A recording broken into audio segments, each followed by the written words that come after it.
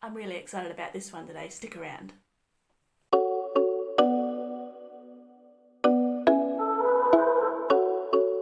Hello friends, thanks for clicking. I'm the pink veggie. Faded pink veggie. If you're into health, fitness and looking your best, please subscribe for weekly videos. So as the title said, the best scar treatment. At the end of 2019, I had some surgery to repair muscle separation that I got while I was pregnant. Before that surgery, I'd never had any other surgeries or injuries or anything where I would have a scar, so I didn't know how my skin would heal. I assumed it would all be okay. The recovery went well. The surgeon put micropore tape on it. That's pretty standard. That's supposed to help reduce scarring.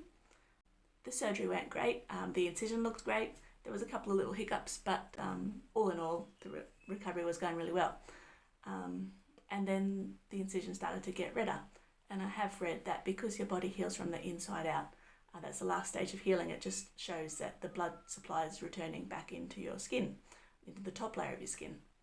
And that was normal. But it just got redder and it raised a little bit as well. So I did end up with a hypertrophic scar, not keloidal, but hypertrophic.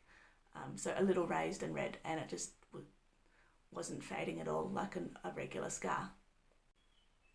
One of the surgeons at the hospital inspected it, and he was very surprised because he had darker skin, and he said it was more common with them, and because I'm very pale, it wasn't very common, he was just very surprised.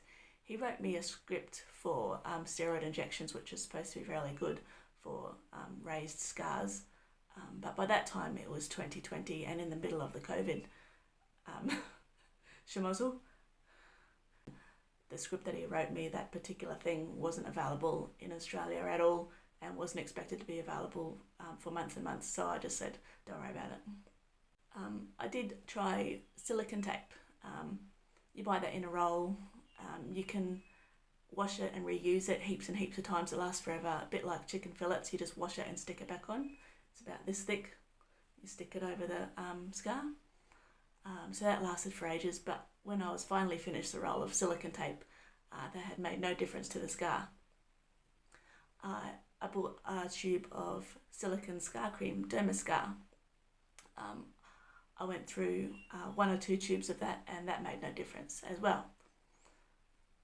I tried this pure vitamin E oil, and I went through a whole tube of that, and that had made no difference. I tried bio oil. That made no difference. I went to a local place that does beauty treatments, and the lady there took one look at me and said she couldn't touch me because she wasn't a dermatologist. She did recommend derma rolling at home, but there was no dermatologist. Well, there are no dermatologists in this town because it's so small, so I couldn't go to see an actual dermatologist about it. So I did try the derma rolling at home, and that made no difference as well. So then, very, very slowly, towards the end of the incision, it was slowly getting these tiny, tiny little bits that were fading. So I thought, well, it will fade. It's just going to take probably years and years. And I was starting to have some complications just from the stitches inside too, just my body didn't like them. So I had another surgery. And the second surgery was at about 18 months after the first one. So I was just basically resigned to scarring badly again. So I did buy another tube of Dermascar to have that ready to go after the surgery. The surgeon's nurse said they recommend Strataderm, and I said, well, I've already bought this Dermascar, is that okay? And she said, well, they're both silicone scar cream, so that's fine. So I did go through a whole tube of Dermascar, and again, that made no difference. And I could tell at this stage it was starting to go down the same track as the first time. It was just getting redder and not fading at all. At about 4 months after the surgery, I got a tube of Strataderm that time, which was what they recommended. After 1 week, just 1 week of using Strataderm, I could actually tell that it had faded and it wasn't as red. And I was so impressed because I tried all these other things and nothing had made even any difference at all. So after 1 week, I could tell that the scar was visibly faded.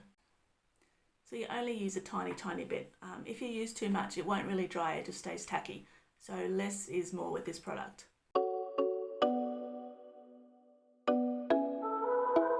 Unfortunately, I don't have a before photo.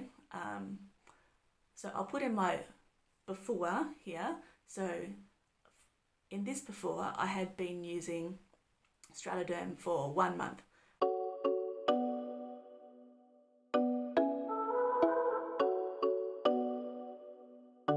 And I'll do the after using for another month.